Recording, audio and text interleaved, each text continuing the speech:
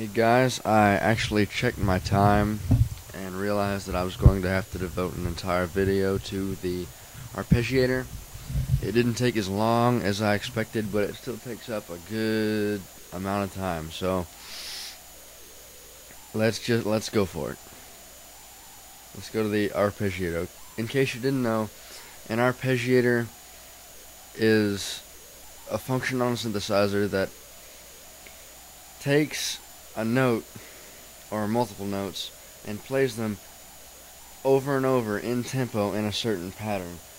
Let me show you how exactly that works. It goes, when I held down that C, it played it over and struck it over and over again in a certain tempo or at a certain speed. Let's start over here. Arpeggiator 1. First edible parameter is the tempo. It is a numbered version of the tempo you can find on the 5th knob on the original patch. It just puts numbers to what the other tempo knob does, and it helps you fine tune it a little bit more. So choose whatever tempo you want. Okay, the resolution is basically the time signature within that tempo. There's everything from 1/24 to 1/4. I want to choose 1/16. The next one is the gate. The gate determines how much silence there is between each step of the arpeggiator. If you turn it to 0, you can barely hear each step, but as you turn it up, each step gets a little longer until it's almost flowing at 100%.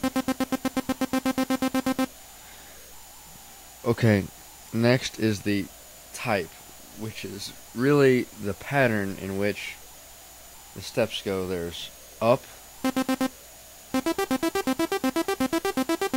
there's down, there's up and down,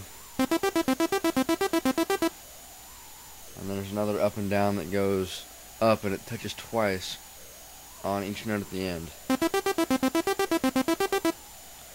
And there's random.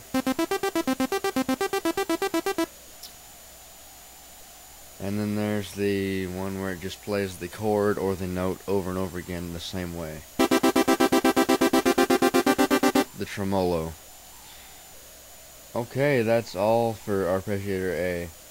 For arpeggiator B, there is a latch where you can play the chord and you don't have to keep holding the chord. This is actually really great for if you want to hold something on here and play other synthesizers, or if you feel like going and playing guitar or something else and you just want to leave one arpeggiator motion running. That's what the gate's for. If you're going to buy, or not the gate, the latch. If you're going to buy a synthesizer with an arpeggiator, make sure it's got a latch, or it's not worth getting. But most every one of them does, so you shouldn't have to worry about that. The next edible parameter is the swing. The swing, if you've ever heard of the swing genre of music, it's kind of jazzy. The beats in that, the first and second beat clumped together, the third and fourth beat clumped together, and so on. They create, well, a swing effect. I'll show you. I'm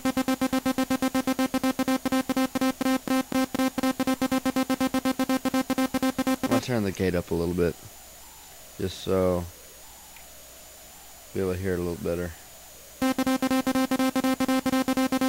You can hear how the first and second beat clump together and so on. Okay, after the swing, there is the last step, which is basically how many steps are in the arpeggiator. It can be anywhere from 1 to 8. And in case you didn't see it, there's when you switch to either of the arpeggiator options, the program number buttons turn into the steps of the arpeggiator. This is a really good idea. This was probably the best idea Korg had on this synthesizer, because you can hold this chord and you can edit the steps of the arpeggiator just by pressing these buttons.